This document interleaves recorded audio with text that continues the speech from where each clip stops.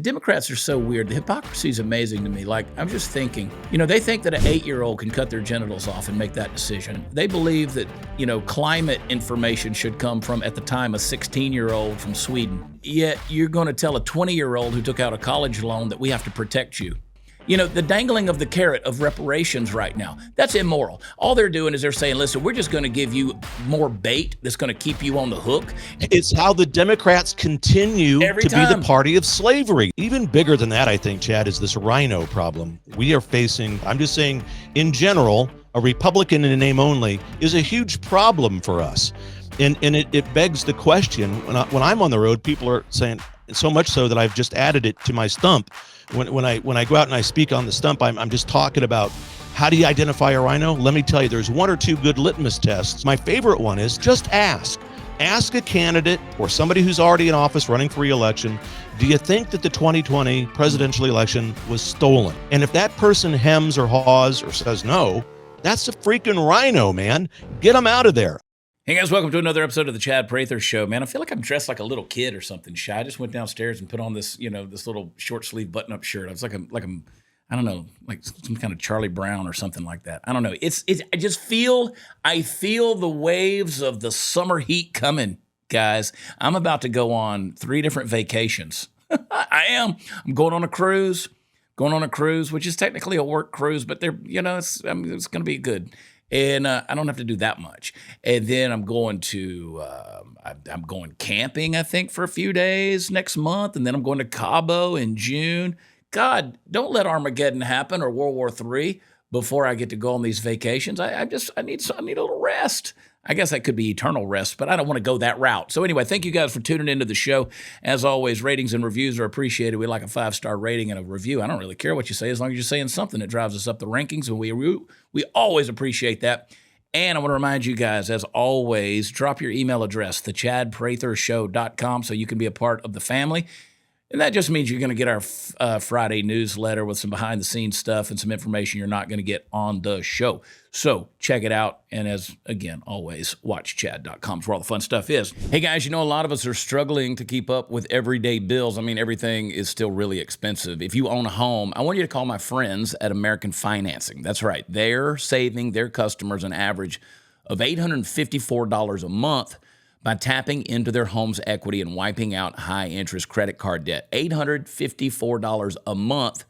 That's like a $10,000 raise. Listen, credit card interest rates are insane, and most of us are still carrying a balance from month to month. Think about how much interest you're going to pay on that credit card if you're only paying the minimum payment every single month. American Financing never charges any upfront fees, and that's why they have over 7,200 Google reviews and a 4.7 star rating. They've helped thousands of customers save real money and put themselves into a better financial position. If you call today, you may be able to delay 2 mortgage payments, giving you great savings right up front. Call American Financing today at 888-675-4090. That's 888-675-4090 today to see what they can do for you. Stop living paycheck to paycheck. That's 888-675-4090 or visit AmericanFinancing.net.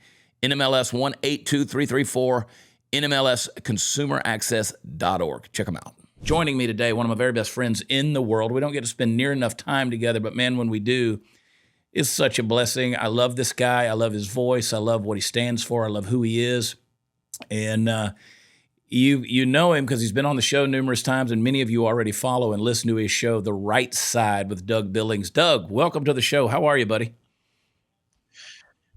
Chad, my brother and friend, it's good to be here. Thanks for the invitation, man. Good to see you in your new digs. This is the first time I've been on since you've relocated into this new studio. I was going to reach out and see if I could get you on in a week or two, give you a little heads up, but you kind of stepped in today. You came off the bench. We had a cancellation, and I was like, no, let's see if Doug is willing to jump on real quick. So, so we have no prep here. We have no bullet points to send to say this is what we're going to talk about. This episode will come out in a few days. So headlines will probably be old news.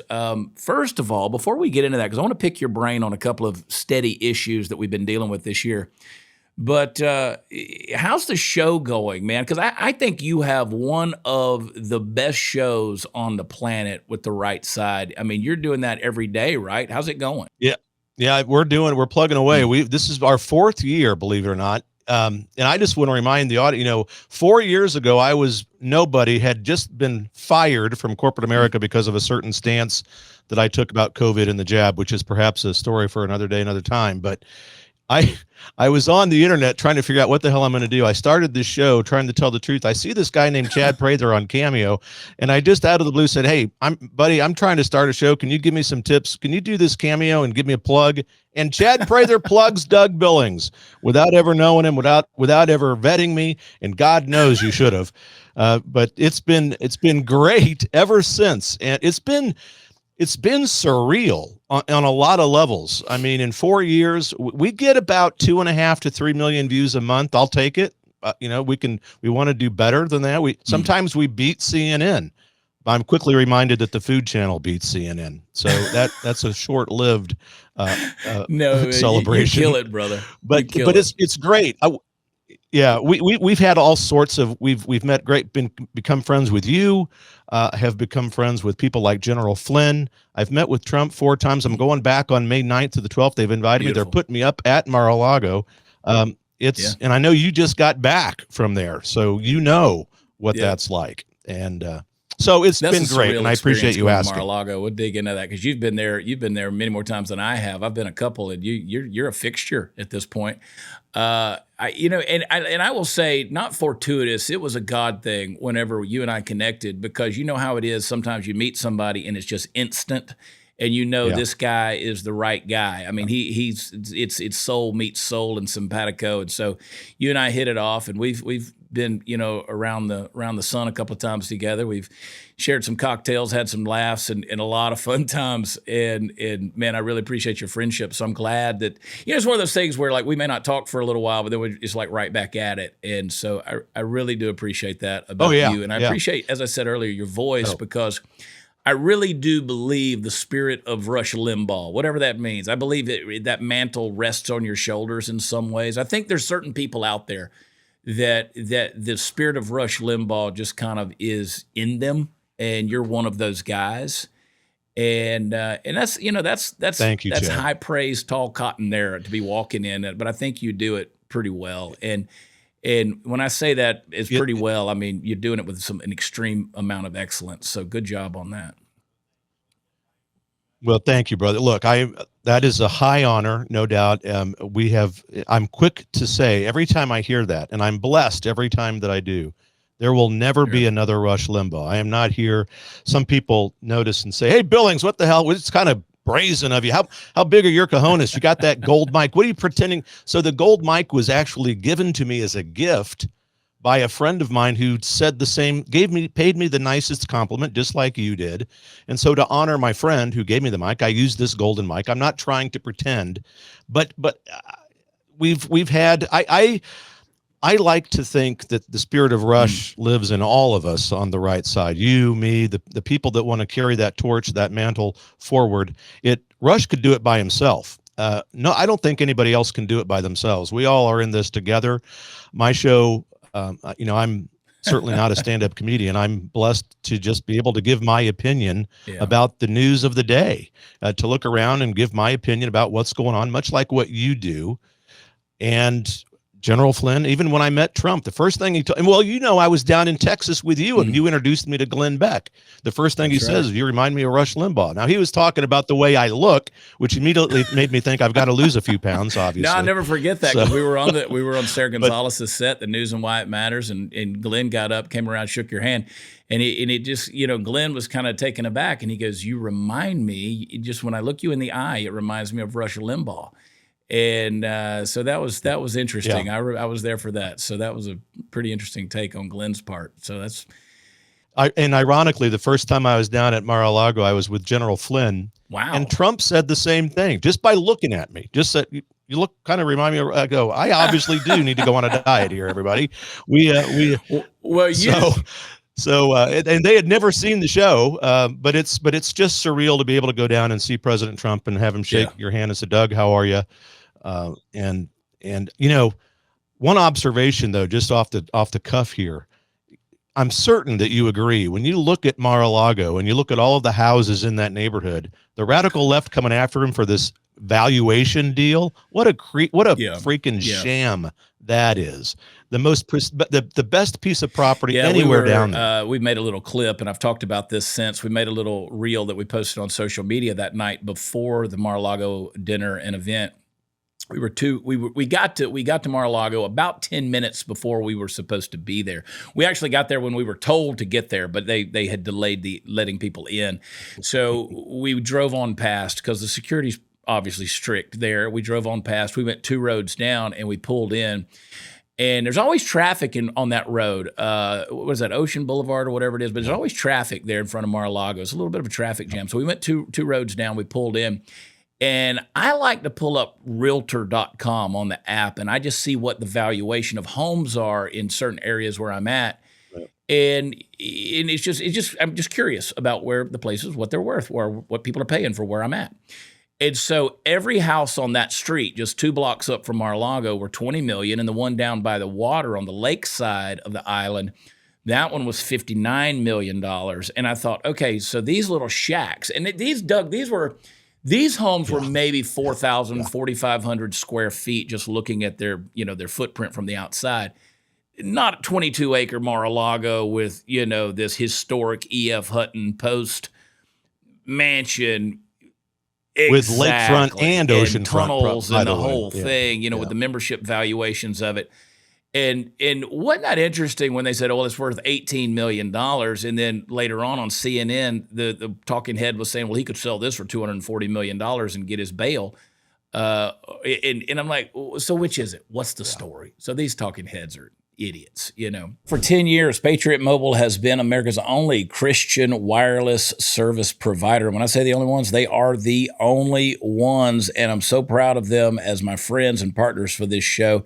Patriot Mobile offers dependable nationwide coverage, and they're going to give you the ability to access all 3 major networks. So if you're used to a certain coverage, you can keep that same coverage, but you can also use Patriot Mobile and not fund all of these big companies that send a portion of your bill to leftist causes. So if you switch to Patriot Mobile, you're sending a message that you support free speech, religious freedom, the sanctity of life, the Second Amendment, our military, veterans, first responder heroes. 100% U.S.-based customer service team makes switching easy. They will even give you free activation when you use promo code CHAD. You can keep your phone. You can keep your number. You can upgrade. They'll help you do that, but they will find the best plan for your family and for your needs.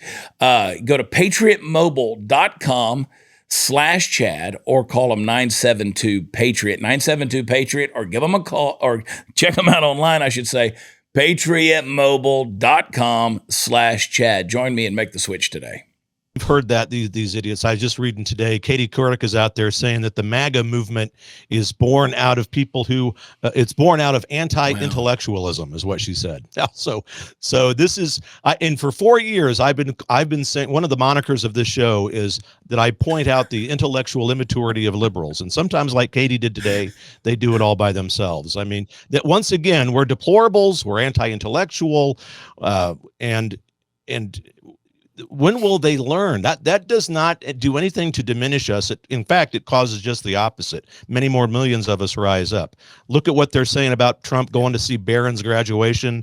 Every time they do not put forth nonsense or make threats like that, the common folk rise up and support President Trump, and it just does nothing but cement an eventual victory in November, in my opinion. And based off what Katie Couric had said, it reminds me of people who, let's say, old-time Pentecostal revivalists. They go to their tent meeting and they get pretty lathered up, they get pretty fired up, and the outsider looking in says, what's these people's problems? I was watching the first season of True Detective with Matthew McConaughey, where he says, yeah, I'm looking at these people and I don't think they're going to split any atoms, right? And he was making this judgment, but they were pretty passionate and pretty fervent. And then the Woody Harrelson character was defending them, saying, hey, these people know what they believe in. They know why they believe it. And they're pretty passionate about it. And maybe you shouldn't be such an asshole for judging them. And I'm like, this is sort of the way people look at the MAGA movement or the Trump supporters. And they're like, well, these are a bunch of imbeciles that don't know anything.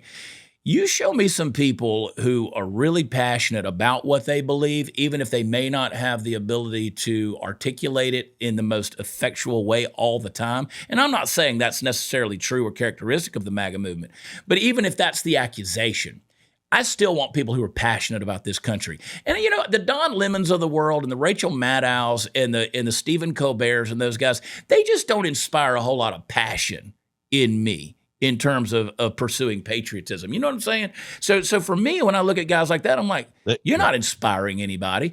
But Donald Trump, a billionaire, comes down that escalator. You can go to Mar-a-Lago and you can see the gold trim and the gaudiness of the decoration and all of it's just a wild, surreal place to be. And how passionate the people that are on that property are, even the people that work for Mar-a-Lago or work for Trump. Yeah. They love him. They love him. They love him. And it's people of all colors, to be clear. The people who are on that property, yes, it's not, that's exactly and from right. Various they love countries. him. I mean, and you talk to them, and they're so passionate about their jobs. Everything there is done with excellence. The food is always fantastic when you eat there. And I'm like, you know, but then you look at the people, the average rank and file out there, the guy who's changing the oil at a Jiffy Lube underneath a truck, who somehow that guy in his blue-collar workaday lifestyle relates with a billionaire mogul who has been one of the most famous people on the planet for, you know, decades now, an icon of American culture. And it's like, you tell me one person on the left that inspires that kind of thing. It just doesn't exist. Doesn't exist. Yeah.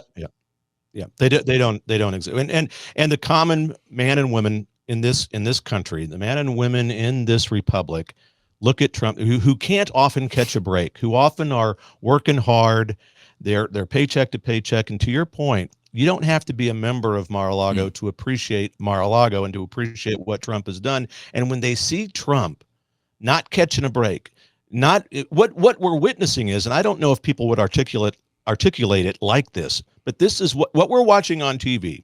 The Barron Trump, you can't go to your son's high school graduation, that kind of thing.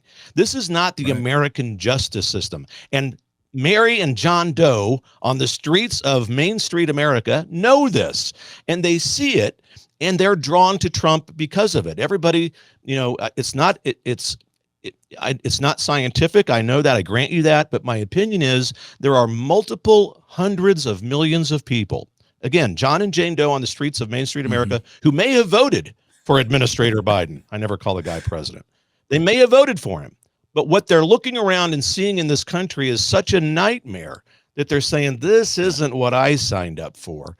And they see Trump being persecuted. They've been persecuted, perhaps. They've not been able to catch a break. They know what it feels like to be under pressure from the man, and it draws people to the average him. rank and file person out there.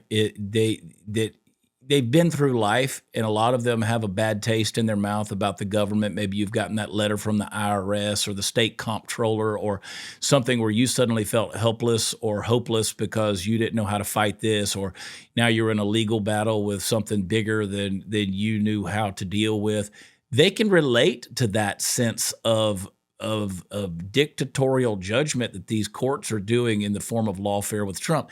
The Barron Trump thing is an interesting story to me because this is just another example of them demonstrating the dictatorial type of behavior that they're accusing Trump of doing. You know, Whoopi Goldberg goes on The View and says if Republicans get in power, they're going to bring slavery back. I don't know, Doug. I don't know who listens to that pablum and believes it, but obviously there's a lot of morons out there who do. So, you know, and then to make that a reality, to believe that that's something that is honest to God, a critical thought, or that's a real prognostication in the political climate of this country is stupid to me. You know, the meat in your grocery store aisle, it probably didn't come from America. That's right. It's mystery meat. You don't know where it's from. Not only that, but when you see that product of the USA sticker that's on the meat packaging, it just means that it was packaged in America. It doesn't mean it was raised here. So that's not what our friends over at Backyard Butchers are all about. Listen, they're a Christian conservative Texas-based company that's dedicated to delivering not only the best meat, but the best deals and quality of chicken and beef to you. Their American-raised, American-harvested meat comes from their own backyard. and they deliver across the nation. The meat is grass-fed and grain-finished, meaning that everything they deliver to you is going to taste amazing. Trust me, my freezer is full of it, and I cook it almost daily, if I'm being honest. So cut the frustration in the meat aisle. Go to backyardbutchers.com/Chad. Save an extra 20% off your first order, and if you subscribe, you get another 10% off, plus free shipping. So they got over 500,000 happy customers across America, hundreds of 5-star reviews, and an American-based customer service team you can trust that you're being taken care of. Again, backyardbutchers.com/Chad is going to get you 20% off of your first order. And if you subscribe, you're going to get an additional 10% off plus free shipping. That's backyardbutchers.com/Chad. And by the way, a side note, I haven't said anything about this, but this was something that just talking about Katie Couric. Did you see when the gay wedding last week? Who was it? Don Lemon and his white supremacist husband. You know. Yeah. Well, yeah, white men are the biggest danger on this into the republic. What is he doing marrying? There were little nuances to that. Like, did you notice he carried the black dog and he made his husband carry the white dogs? Yes. And then I saw in their little procession going into the church, Matt Lauer was there. He was there. If you go back and look at the footage, Matt Lauer, little bald-headed Matt Lauer, who was Me Too'd into oblivion. Matt Lauer, the guy who had the button on his desk that he could lock women in his office so they couldn't get away from him. And then he got, NBC kicked him off. And it's like, how the hell is that guy at Don Lemon's wedding, Mr. Woke himself? How the hell is Matt Lauer invited to Don Lemon's wedding? See, they reveal their bullshit. They don't believe a damn thing they've said or accuse the right of being. They're a bunch of hypocrites, dude. So what do you make of these talking heads, these pinheads that go out there and do that, and just the people that listen to them? I mean, is there any destiny for this country beyond doom? Well, and so excellent question and a very good point that can be a deep point. I mean, this could be a topic that is actually very significant. And I'm going to begin by calling this group of people, all of the ones who you just mentioned and more, all of the ones on the radical left, whether they're on legacy media or in politics, they are a coalition of immorality, and they are not stupid. They are crazy. I can cuss on. They're batshit crazy. I can say that. Because I want you to keep talking because I'm pulling up my notes right now because you just said something that I want to not forget, and I'm bad about that. Coalition. Yeah, go for it. And so they represent a purposeful deconstruction of what this republic is supposed to be. And I say that in all seriousness. You look back over the last 4 years since COVID hit, the radical left has been trying to deconstruct the Republic of the United States, and I am not at all kidding. Look at what they've done. Evidence of the obvious is sufficient. You can start with the biggest example of what we all know about, and that's the border, whereby they want millions upon millions of people to come in to be their new electoral base and to change, or if not destroy, America's sense of national identity. If anybody out there has ever been lately to France or Germany or Spain or Italy, you'll see that they have no self-concept anymore. There is no national identity in France or Germany, Spain or Italy because of their immigration problems. And that's exactly what the left wants to happen here. And they will come in and offer them free stuff, free healthcare, free housing, as long as they fill out this box of ballots and give it to that guy in the white van over there. And if you think that's not happening, you need to wake up and watch something else than legacy media. So a coalition of immorality, they do not align with God. They do not align with the founding fathers. And conservatives in this country are the only people now who can claim that right, the allegiance to God and the allegiance to the intent of the founding fathers. That's a bathtub full of truth. And that'll preach all day long. And to your point, I don't know what you think about this. You and I haven't talked specifically about, say, like Speaker of the House Mike Johnson. I like the guy, disappointed in the guy, whatever. Whatever.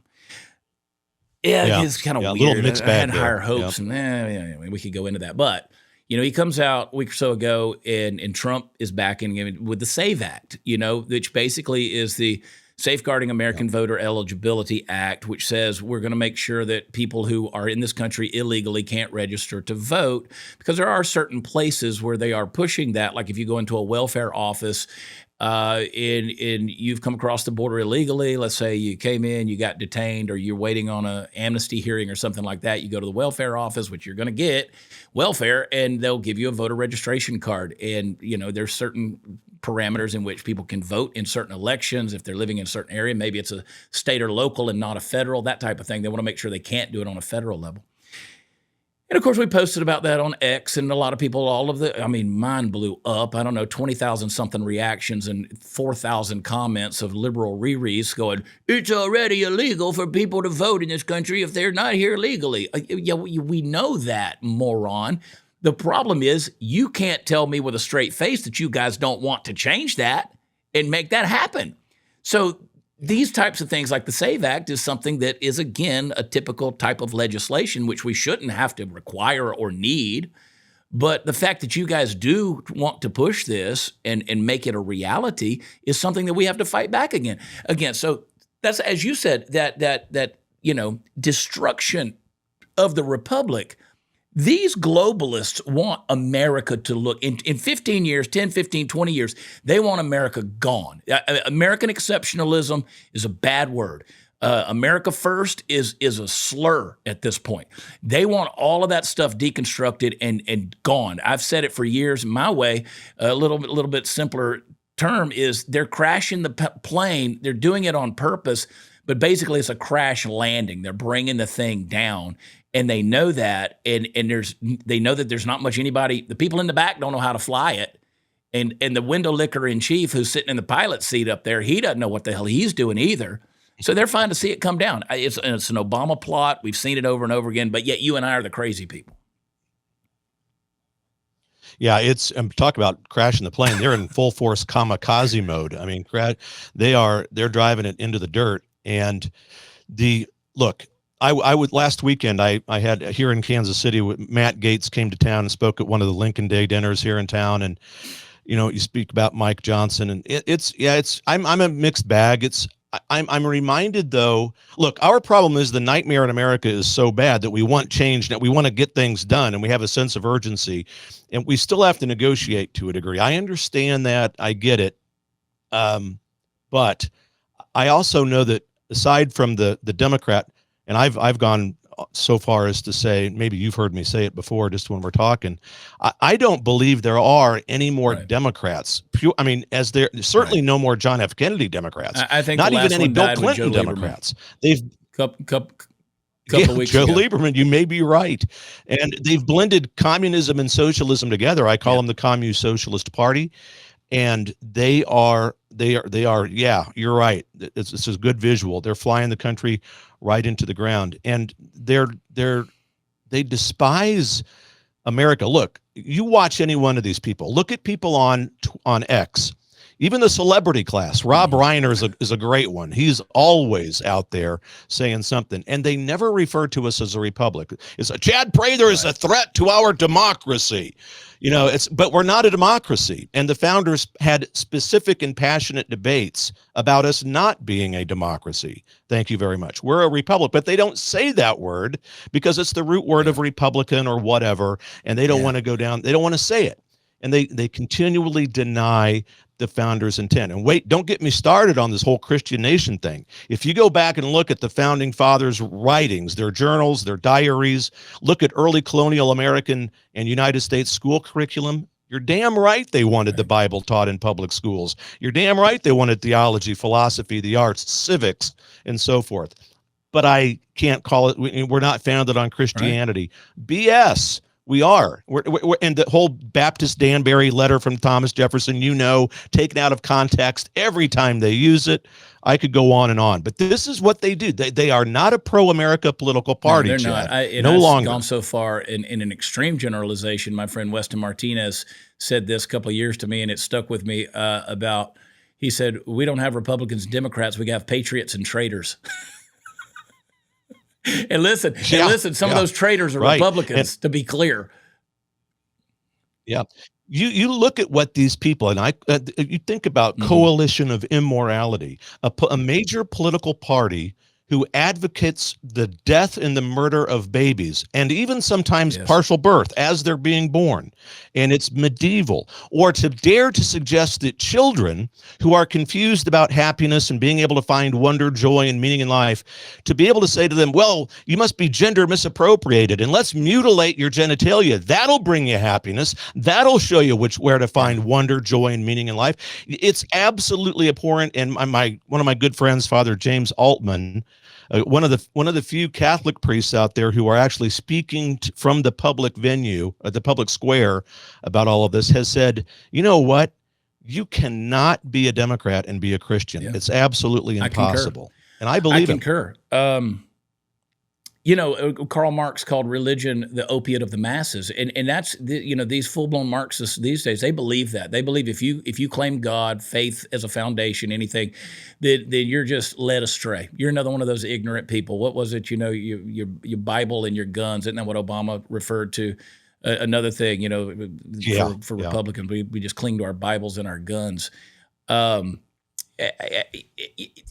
alluded to something right there about the Democrats are so weird. The hypocrisy is amazing to me. Like, I was just thinking, they think that an 8-year-old can cut their genitals off and make that decision. They believe that, climate information should come from, at the time, a 16-year-old from Sweden.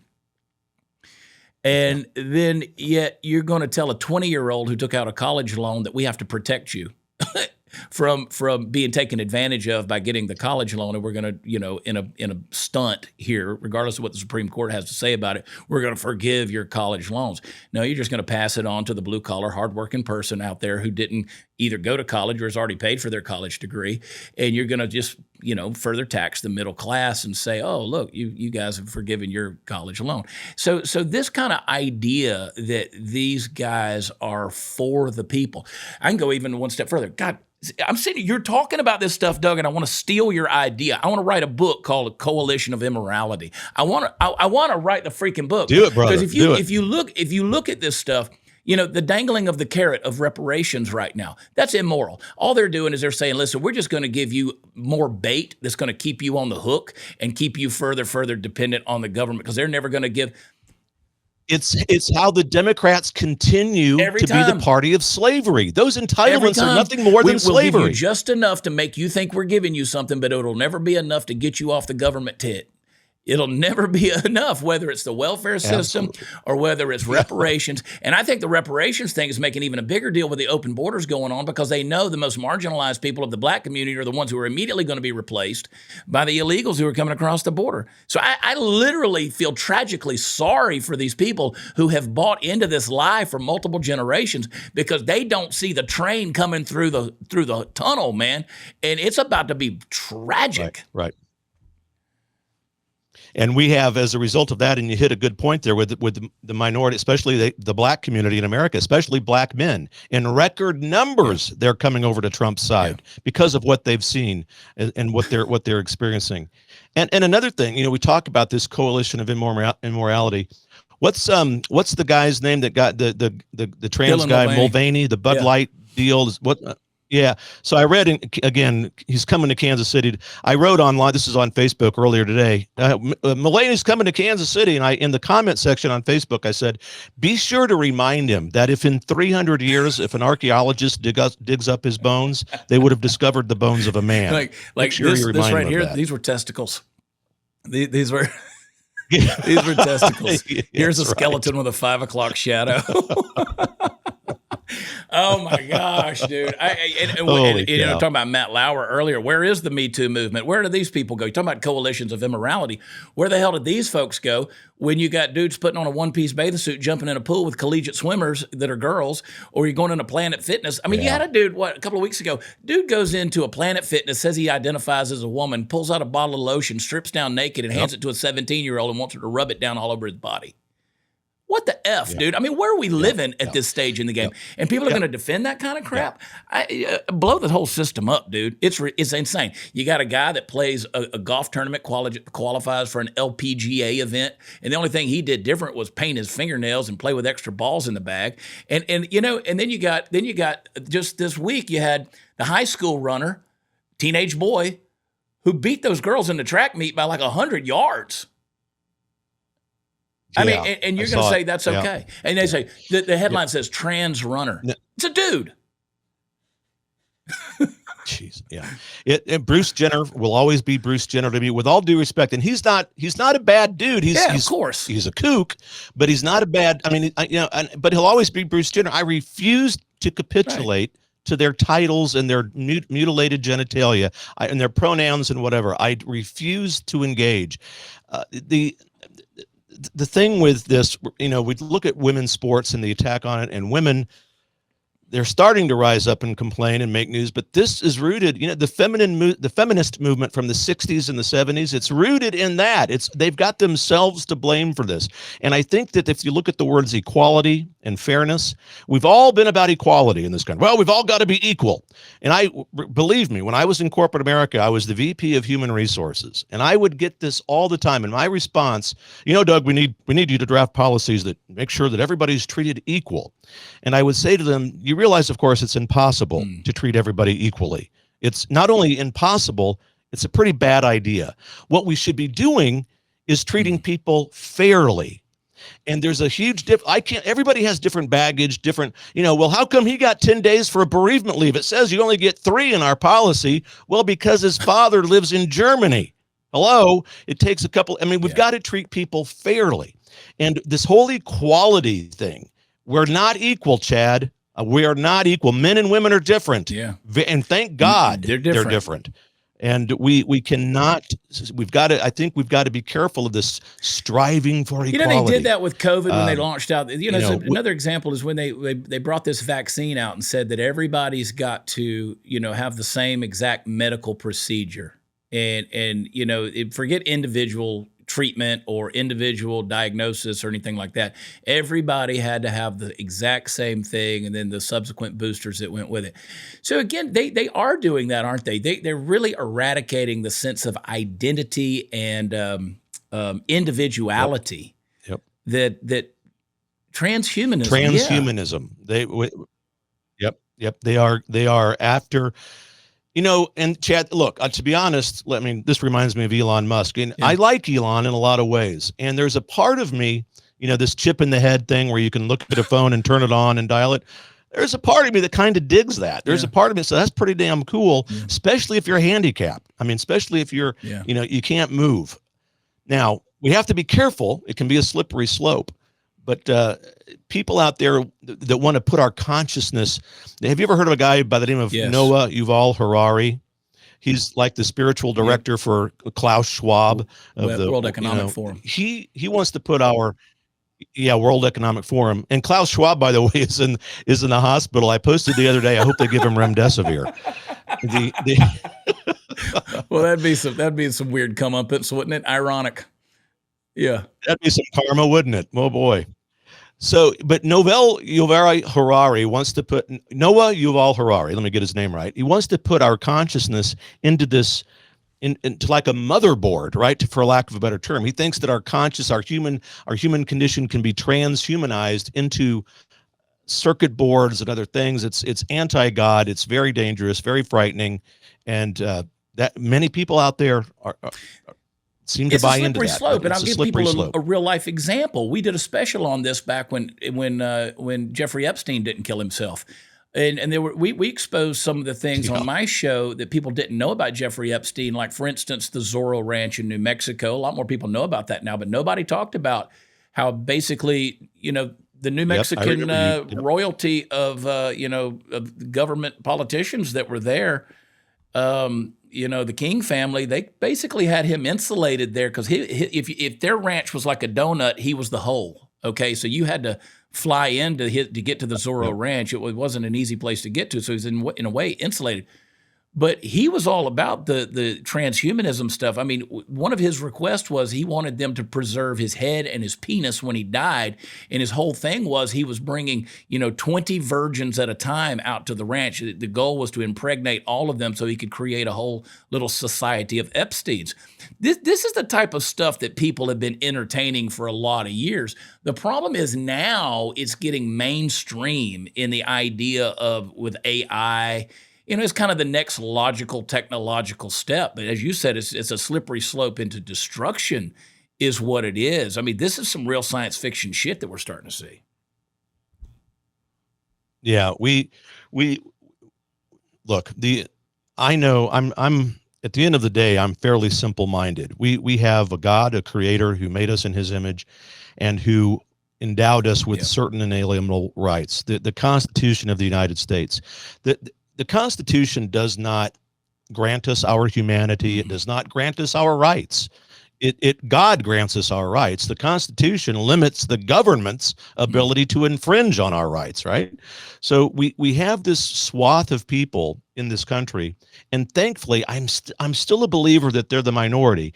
It's just that they're very vocal, and sometimes it seems as if there's many more of them. But I think in recent years, especially these last 4, when I look back over the chaos and I look at the people in this nation, I go on these tours, I go, as you do, we go across the country, we speak to thousands of people, and we hear what's on their mind. I do think there's this great reawakening, and this nightmare that we're in has become so bad that it's waking millions of people up. And perhaps that's the good news that we should all focus on, because when we all look at nightmares, when we think of nightmares, the mutual good news is that everybody, and I mean everybody, words are important, everybody wakes up from nightmares. So we have to hope that there's the great reawakening happening back to the divine providence of God. We were talking earlier about what the founder said about Christianity, the foundations of this nation. John Adams said this republic is purposefully designed for a religious and a moral people. If you can't achieve that, the republic will fail. And you can see evidence of that and how that's possible with the crash of this economy or the republic as it is. So we have to be careful. I think there is, again, I'm a half full kind of guy. When I look at the glass, it looks half full to me. There's a great reawakening. We are America. America, I don't believe we're on our deathbed. We are in one hell of a nightmare, but we're waking up. And people like you, Chad, and your audience, you're the remnant. We are the remnant, and we've got a job to do here. And not to be a Bible thumper and I'm not a stand on the street corner guy, but look, this country was founded on Christian principles. There's no denying it. And when we get back on track, the blessings that this country experienced at its birth and beyond will return to us. I'm just convinced of that. We're talking to Doug Billings. He is the host of The Right Side, and with Doug Billings, and you need to be subscribed to everything he's doing and tuning in to him on a daily basis. Doug, you have grown very close with General Flynn. And you've traveled around the country with him. He's got the documentary coming out. He's got the movie coming out that is, he's all over the country now pushing and promoting that. And so I'm excited about that. Something curious. I was having a conversation with Carrie Lake in Florida a couple of weeks ago. And we were sitting there and, the conversation often comes up with CJ. She asked Carrie, she said, Carrie, I was kind of holding out hope and thinking maybe Trump was going to tap you to be his vice president. And, Carrie played the humble honesty thing. And she said, I just think that it'd be better for me to be in the Senate and so on and so forth. And so I said, well, who do you think? Because that's always the conversation that comes up. She said something that had not registered with me. She said, I want it to be somebody like Michael Flynn. And I said, that's an interesting concept. Yep. And the reason she said it is because if you pick a vice president that people don't want to have to deal with, they want the president to stay there so they don't have to deal with the person in line. Like, we don't want Kamala Harris. That's for damn sure. Yeah. Stay alive, Biden. Please stay alive. Don't die. But I was like, that's an interesting concept, General Flynn. What do you think about that? It's a natural inclination, and a lot of people say that. And I agree with her about the Senate. She is much more important to Trump in the Senate. We need to get that. We need to bolster up our majority in the Senate and get that back. So, yes, keep her in the Senate. Flynn was asked to be vice president in 2016 when Trump ran. He was one of 4 people that was on the list, and he talks about that in the film. I think, and this is going to, with no offense, because I'll tell you who I think should be VP, and I don't want to offend anyone who eventually gets that. So I'm going to say this without no offense to the role of vice presidency, but the role of vice presidency would be wasted on General Flynn. With what General Flynn knows and with his background in intelligence in the military, I think that what you'll see is a new role in a cabinet. I don't know if it's going to be cabinet, but a new role. And I joke with him and I say, I think you should call this the Department of Accountability. And Flynn will go in, and what Flynn is going to do is he's going to gut, purge, and cleanse the Department of Justice. He knows where the bodies are. He's going to go in there and do it. And I think that you're going to see him eliminate the Department of Education, the Department of Energy, and the Department of the Interior, and return like the Department of Interior. People go, what the hell? It's basically parks and state things that the states can do on their own. The federal government really has no role. Sure. And education too, by the way. That should be a state issue. So I think you're going to see a lot of that from Flynn to go in. This Department of Accountability is going to slash and burn the Department of Justice. That includes, of course, in case you're from Raytown, Missouri, that means the FBI and the CIA are going to be purged. So that's what I think Flynn's going to do. Vice President, a name that you've probably never, well, I know you know this guy, but you've probably never heard him associated with this role, Kash Patel. Now, I've got to verify whether or not Kash was actually born in the States. I think his parents came from Canada. So I've got a little work to do on that one, but I think that's, first of all, it's appealing to me because he's young, smart, and he could be the standard bearer in 2028 and 32. Devin Nunes could also be vice president, and he's one of those names that's not really in public, but has been talked about behind closed doors. You went out on for a second. Who was either the would be one? fine. Devin Nunes. Devin Nunes. Yeah, for VP, along with Kash Patel. Another role I think is interesting that we should look at is, it's a new one, and I've called it the Secretary of Life. I think Father Frank Pavone, Catholic priest who has been defrocked because of his conservative stance for protecting life. I mean, I think that would be interesting. I think that the Republicans need to keep abortion on the table and not be afraid of it, to not be afraid that we need to be a culture of life. Secretary of Life, Father Frank Pavone. If you don't know him, look him up, ladies and gentlemen. And then Roger Stone, I think, senior presidential advisor, no better brilliant mind in history than Stone. He already advises President Trump anyway. But Flynn, wow, man, watch him set up this Department of Accountability and gut, cleanse, and that purge in and of the itself is Department why of Trump Justice. needs to get, for no other reason. Just to see the opportunity of being able to see something like that happen would be absolutely amazing. Just to go in and destroy the useless, worthless black hole of economic waste that is the bureaucracy within the Beltway of Washington, D.C. And no better person than General Michael Flynn. I would love to see it. Amen. But isn't it interesting how they've done? Yeah. You know, you mentioned some guys, like people mentioned Roger Stone. We were just with Roger last week. I love Roger. Roger's a trip, dude. I mean, he is something else, He's dude. A trip. I mean, he is cut from a different bolt, man. He loves us. He loves me. He loves CJ. He endorsed me for governor. I says, Roger, I don't know if that's good or bad, dude. But he did. We were together. You and I were together that day, whenever he did it on that stage. And he came out, he goes, well, I did it. I was like, okay, here we go. But I love Roger. And people are like, well, these guys are quacks, this and blah, blah, blah. But you see, they've just like you talked about, you know, the priest that was defrocked for his stance on, you know, life. And it's like they discredit everybody that they're threatened by. That's their whole thing, is they go in and they try to paint them as these wild-eyed radicals. I mean, you know, January 6th, they came in to Roger Stone's hotel room. The guy wasn't even in town. He'd already left. He got out of Dodge before any of that stuff happened. Oh, but they swatted him anyway. Targeted him on this kind of stuff. So I say, you know what? I'm in it for that. I say let's go down, man.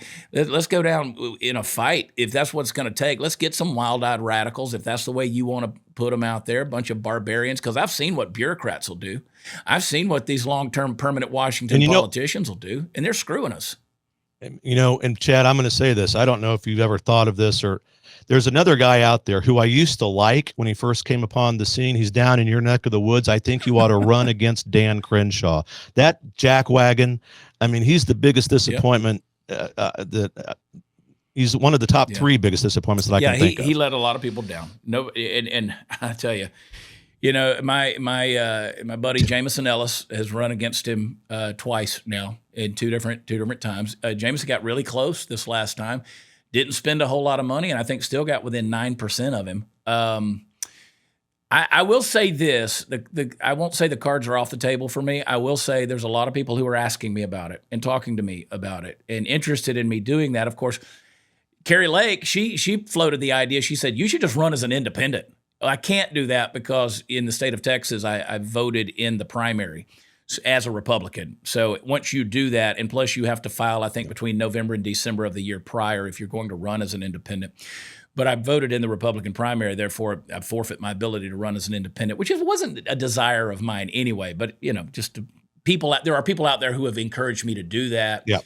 And then, of course, you see people say primary is ass. Well, the primaries are over. That already happened, unfortunately, and most of the conservative PACs here in District 2, which is where I live, they did not endorse or encourage anyone to vote for Dan Crenshaw. I mean, the guy is an absolute disappointment. So I will say this: we've got a couple of years to look at it. Hopefully, we survive. We'll see. Or I pray to God, Dan has a transformational experience, and because I knew Dan, I've done many events with Dan. We've had cocktails together. We visited together. Dan's a smart guy. He's not stupid. He's not a dumb guy. But man, you want to talk about pulling the wool over people's eyes, and it's a disappointment. It is a disappointment. Yeah. And as we go into this election, I don't know how much time we have left, but real quickly, because people, we have a problem with this commune socialist party, no doubt about it. The radical left blending communism, social, everything that they're doing to the country. I mean, we could speak for a week about the border, transgenderism, and all of that we've already talked about. The attack on women's sports. I mean, et cetera, et cetera, et cetera. Beyond that, and probably more significantly, and speaking about Dan reminds me of it, even bigger than that, I think, Chad, is this RINO problem. We are facing the people that can't get elected as a Democrat who put an R behind their name. I'm not accusing Dan of initially doing that. I'm just saying, in general, a Republican in name only is a huge problem for us. And it begs the question, when I'm on the road, people are saying, so much so that I've just added it to my stump. When I go out and I speak on the stump, I'm just talking about how do you identify a RINO? Let me tell you, there's one or two good litmus tests. One is, my favorite one is, just ask a candidate or somebody who's already in office running for re-election, do you think that the 2020 presidential election was stolen? And if that person hems or haws or says no, that's a freaking RINO, man. Get them out of there. I don't have any patience for that. I was at this dinner last weekend in Kansas City. I mentioned earlier in this segment. Matt Gaetz came to Kansas City to give his talk. Great guy. I like Matt a lot. And I was sitting next to a few candidates, one of which was running for Secretary of State, one running for Attorney General, who didn't want to tell me that the presidential election of 2020 was stolen. I'm sorry, and I didn't make a big deal about it, but those are RINOs, ladies and gentlemen. I have no patience for that. We've got to get beyond that. Got to get rid of the damn machines. We've got to make what the founders intended. Election day, not election month, and not even election week. If they can do it in third world countries, vote and count it in a day or 48 hours, so should we. And get rid of these damn machines. Chad, there's a whole bunch there, but how do you identify a RINO? Begin with that question. Sir, ma'am, do you think that the 2020 election was stolen? Yeah, and see what they say. It's a pretty good litmus test. It's a pretty good litmus test. I mean, and again, you talk about how, hey, listen, what I alluded to a minute ago about running as an independent, but there's rules that you can't, like that in and of itself. If the people of District 2 here in the state of Texas want me to be their congressman, it doesn't matter what party I'm a part of. If that's who they vote for, then that's who they should get. But again, there's all these different rules that they've done. I don't think our founding fathers intended it for being that way. I don't think they did. They certainly didn't foresee a whole bunch of machines out there that were feeding Scantron pages into that, God only knows if they're reading them or not, Or in Carrie Lake's case, when she was running against Katie Hobbs for governor in Arizona, all the Republican districts get faulty machines that they have to shut things down for hours, on end. And hey, I'll say this too about, I'm all over the place, but Matt Gaetz. Dude's got a big head and they're full of brains. And I'll tell you what, I like Matt's, he's got a fully punchable face. I've said that for years, but I'll tell you what, I don't want to go up against the guy. I mean, I think Matt's hilarious in the way that he goes about things. And he's another one that they've tried to do everything they can to discredit him. And I see these people say, Matt Gaetz is an idiot. He's this. Go against him and see what you get. Go against him and see what you get. Stand toe to toe with the guy and see what you get. He'll embarrass the hell out of you. Because people like that, they know their stuff and they're people of conviction. And if you look at these people across the board, and we go back to the very beginning, what you alluded to with Katie Couric, you can accuse us of being a bunch of tent revivalists out there handling the snakes with only 4 teeth in our head. But I tell you what, we'll embarrass the shit out of you real quick. Because there's something to be said about people who have that kind of passion and are willing to sacrifice it all. And trust me, they're sacrificing a lot. But to still really be able to articulate what it is they believe and why, it's a dangerous combination. So here we are. I say let's get more of them out there. Get more of them out there, man. And it's a revolution. It is a social, political, cultural revolution we're living in the middle of, dude. Yeah. It really is. And the left, again, this we're talking about all over the place. I'm just reminded what was flashed right in front of my mind here.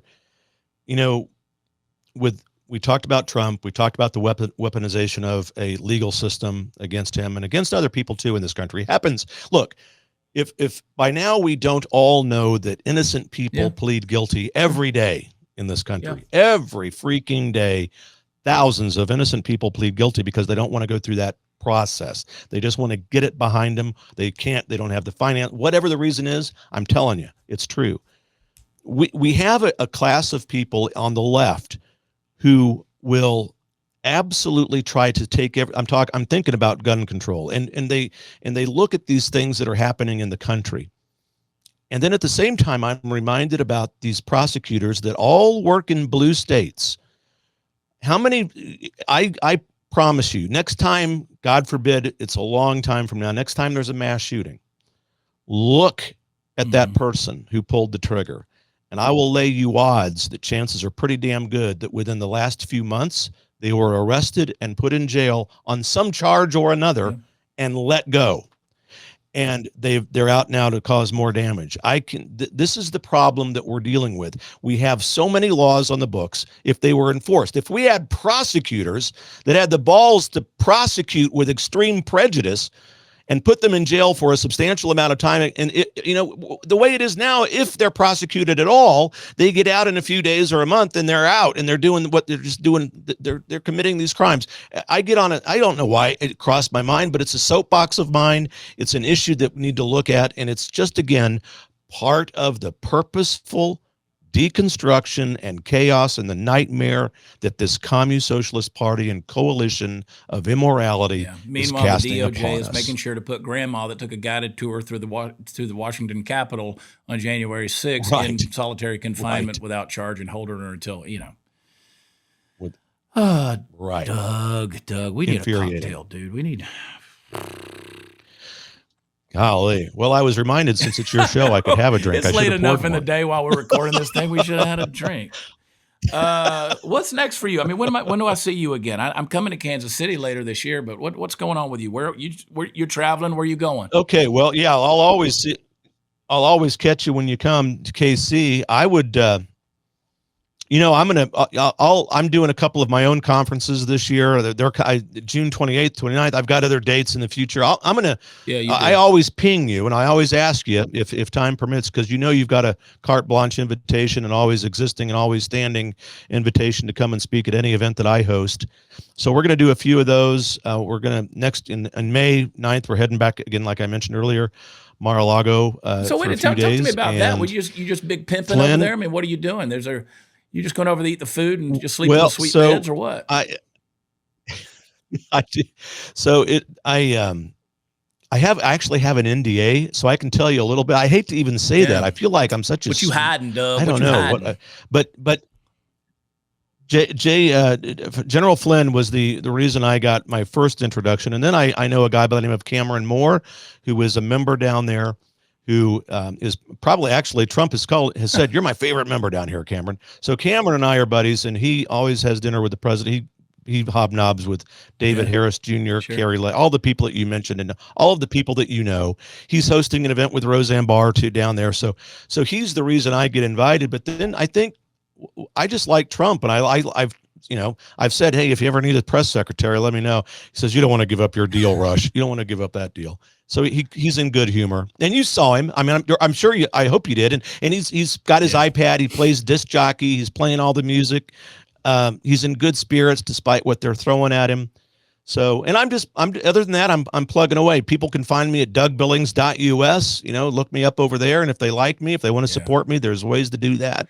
I'll just go so far as to tell people, support Doug. Support Doug. You need a voice like Doug. Every time I'm around him, I'm encouraged. I'm also inspired. I'm telling you, I'm sitting here writing chapters of the book in my head right now, this Coalition of Immorality. And I know exactly how I want to start the first chapter too. And I'm telling you, dude, maybe we should write it together, Doug. I don't know, but I'm telling you, bro, I got ideas. Love it. You always do that for me. You make me think, and whether I'm on your show or you're on mine, I walk away just going, I just want to go fight something. But I walk away wiser. I walk away with a little more perspective, and I appreciate that. And so support Doug. Support Doug. Find ways to do it. DougBillings.us. It's not .com. For those of you who are nodding off, it's not .com. It's .us. And tune in on a daily basis to the right side. And wherever podcasts are offered, you can find him on all the places. And just search him out. You're going to find him. Doug, I tell you, keep me posted on your conferences, please. I really want to get to one this year, if not two. I don't care. I just want to come, and I don't have to do anything. I just want to come. I just want to come be there and hang out with you guys, because it's always a blessing. And I don't do that enough. I'm trying to be a lot more deliberate this year. Like, I've been on the road doing these, my goofy live shows, which we have fun and they pay the bills. But I'll tell you, our country's at stake, man. And we got to use these platforms in a bigger way. We really do. And just stay faithful with it, because they hate our guts. I'm so throttled on YouTube and all the other places, and I just keep on plugging away. Just keep on pushing through. You never know what a day's going to bring. Yeah. So. Yeah, I hear you. Look, brother, I love you. I mean, I am honored to be able to call you a friend. It's like what you said earlier. It's like we're brothers or cousins or something. We not see each other every day during the year, but when Thanksgiving, Christmas roll, we pick up just where we left off. And I know that I can count on you, and I appreciate that. We are in this together, and I'm gonna get you back on here soon, where we got a little more prep time to do this, and you're always welcome here.